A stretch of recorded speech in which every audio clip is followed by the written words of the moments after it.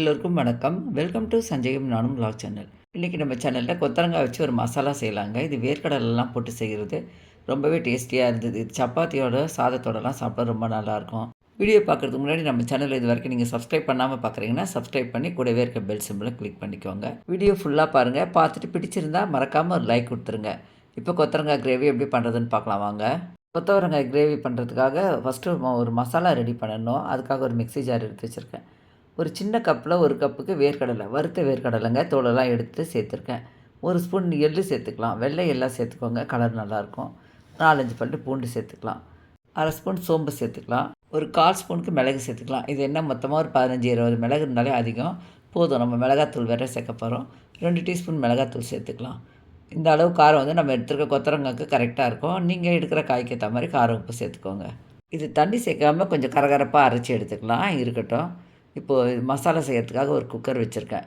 குக்கரில் 2 ஸ்பூன் எண்ணெய் சேர்த்துக்கலாம். எண்ணெய் நல்லா காஞ்சதுக்கப்புறமா ஒரு மீடியம் சைஸ் வெங்காயம் பொடியாக கட் பண்ணி சேர்த்து வதக்கி விட்டுடலாம். கூடவே எண்ணெயிலே கொஞ்சமாக கருவேப்பிலை சேர்த்துடலாம். வாசனை நல்லாயிருக்கும்.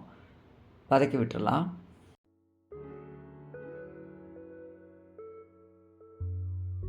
மீடியம் சைஸ் தக்காளி, பழுத்த தக்காளியாக ஒன்று பொடியாக கட் பண்ணிவிட்டு சேர்த்து வதக்கி விட்டுடலாம். வெங்காயம் வதங்கி தக்காளி நல்லா சாஃப்ட் ஆகணும். அது வரைக்கும் வதக்கிக்கலாம்.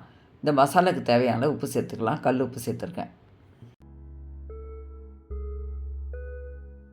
வெங்காயம் நல்லா வதங்கி தக்காளியும் சாஃப்ட் ஆகிடுச்சு. இப்போ நம்ம அரைச்சி வச்சுருக்க பவுட்ரு சேர்த்துடலாம்.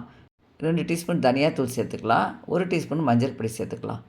நம்ம போட்ட மசாலாலாம் அந்த வெங்காயம் தக்காளியோடு நல்லா மிக்ஸ் ஆகிற வரைக்கும் கலந்து விட்டுடலாம்.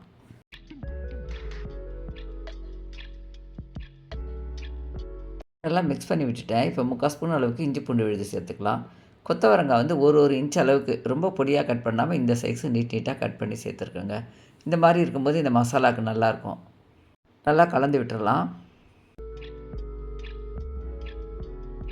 வேர்க்கடலை சேர்த்ததுனால அந்த மசாலா வந்து அப்படியே பிடிச்சிக்குது. அதெல்லாம் தள்ளி விட்டுட்டு இப்போ இந்த காயெல்லாம் நல்லா வேகணும். மசாலாவோட பச்சை வாசனைலாம் போகணும் இல்லையா, அதுக்காக கொஞ்சமாக தண்ணி சேர்த்துக்கலாம். அவ்வளோதாங்க, நம்ம எல்லாமே சேர்த்துட்டோம். நல்லா கலந்து விட்டுட்டு குக்கரை க்ளோஸ் பண்ணிடலாங்க. ரொம்ப சிம்பிளாக செய்யக்கூடிய மசாலா தான், ஆனால் நல்லா இருக்குங்க. ஒரு முறை செய்து பாருங்களேன், அடிக்கடி செய்வீங்க.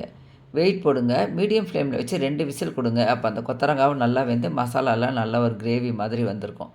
ஒரு 2 விசில் வச்சு ப்ரெஷர் அடங்கினதுக்கப்புறம் நான் ஓப்பன் பண்ணி பார்க்குறேன். ஓப்பன் பண்ணதை பாருங்கள். அந்த வேர்க்கடலை எள்ளோட வாசனை சூப்பராக இருக்குது. இதுக்கு நம்ம கடுகு உளுத்தம் பருப்பு தாளிக்கல, பட்டை லவங்கம் எதுவுமே சேர்க்கல. இருந்தாலும் இந்த கிரேவியோட ஸ்மெல் வந்து சூப்பராக இருக்கும். டேஸ்ட்டாக ரொம்பவே நல்லா இருந்ததுங்க. ஸ்டவ் ஆன் பண்ணி ஒரு 1 நிமிஷத்துக்கு கொதிக்க விடுங்க. அதுக்கப்புறமா வாசனைக்கு கொஞ்சம் கொத்தமல்லி பொடியாக கட் பண்ணி தூவிட்டு கேஸ் ஸ்டவ் ஆஃப் பண்ணிடலாம்.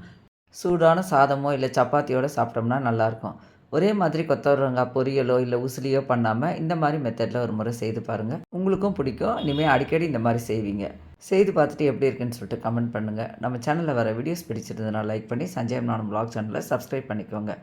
இது வரைக்கும் சஞ்சயம் நானும் விலாக் சேனலை தொடர்ந்து பார்த்து சப்ஸ்கிரைப் பண்ணி சப்போர்ட் பண்ணி கமெண்ட் பண்ணுறவங்க எல்லாருக்கும் ரொம்ப ரொம்ப தேங்க்ஸ். இதே மாதிரி வேறு ஒரு இன்ட்ரெஸ்டிங்கான வீடியோவோடு நம்ம மீட் பண்ணுவோம். தேங்க்யூ.